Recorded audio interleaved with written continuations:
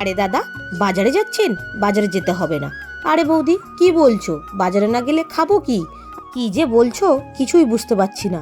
শুনুন, সকালবেলায় বৌদি বাজারের ব্যাগটা ধরিয়ে দিল, কিন্তু বৌদি যে ঘরে রয়েছে আর আপনি বাজারে ছুটছেন। সকালবেলায় এই ঠান্ডার মধ্যে বাজারে যাওয়ার কোনো দরকার নেই।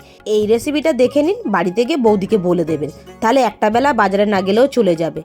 প্রথমেই কয়েকটা আলু পিস করে কেটে নিয়েছি, আর খোসা সমেত কিন্তু আমি কেটে নিয়েছি, ভালো করে কিন্তু ধুয়ে নিয়েছি। গ্যাসের উপর একটা কড়াই বসিয়ে দিয়েছি, বেশ কিছুটা সরষের তেল দিয়ে আলুগুলো এরকম ঢাকা দিয়ে ভেজে নিতে হবে। একদম কিন্তু লো টু মিডিয়ামে রেখেই ভাজতে হবে, নাহলে আলুগুলো পুড়ে গেলে কিন্তু খেতে ভালো লাগবে না। এইভাবে হালকা ব্রাউন আর হালকা সাদা সাদা থাকবে, তুলে নিতে হবে। দুটো শুকনো লঙ্কা ওই তেলের মধ্যে ভেজে নিলাম। তারপরে দুটো পেঁয়াজ কেটে নিয়েছি, সেই পেঁয়াজটাকেও ভেজে নিলাম। এবার এই পেঁয়াজটাকেও ভালো করে লাল লাল করে ভেজে নেব। একদম পুড়িয়ে ফেললে হবে না কিন্তু। দেখো আমি পেঁয়াজটা কিভাবে ভেজেছি, সেইভাবে ভাজতে হবে। বৌদিকে কিন্তু এইগুলো সব বলতে হবে।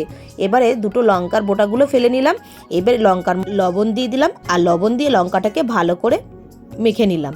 এবারে ওই যে পেঁয়াজটা আগে থাকতে ভেজে রেখেছিলাম, সেই পেঁয়াজটাকেও এর মধ্যে মেখে নেব। আর ওই যে আলুর খোসা সমেত ভেজেছিলাম, আলুর খোসাটাকে এইভাবে বের করে নেব।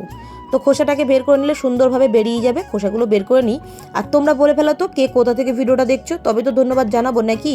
এরকম শর্টকাটে একদিন হলে রান্না করে নিলে বাজারের পয়সাটা বেঁচে যায়। আর এখানে আমি হাফ বয়েল ডিম সিদ্ধ নিয়েছি, হাফ বয়েল ডিমটাকে ভালো করে মেখে নেবো এর সাথে। এবারে হাফ বয়েল ডিমটাকে মাখা হয়ে গেছে, এখানে আমি দুটো ডিম দিয়েছি।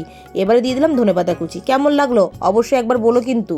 তাহলে বৌদি বাজারে আজকে রাত যাবো না, ইন্নিকে বলি এটাই রান্না করতে, দিনে বাজারের পয়সাটা বেঁচে গেল। কি বলেন বৌদি? নিও কম, খেয়ে দিয়ে ঘুমাতেও পারবেন অনেক।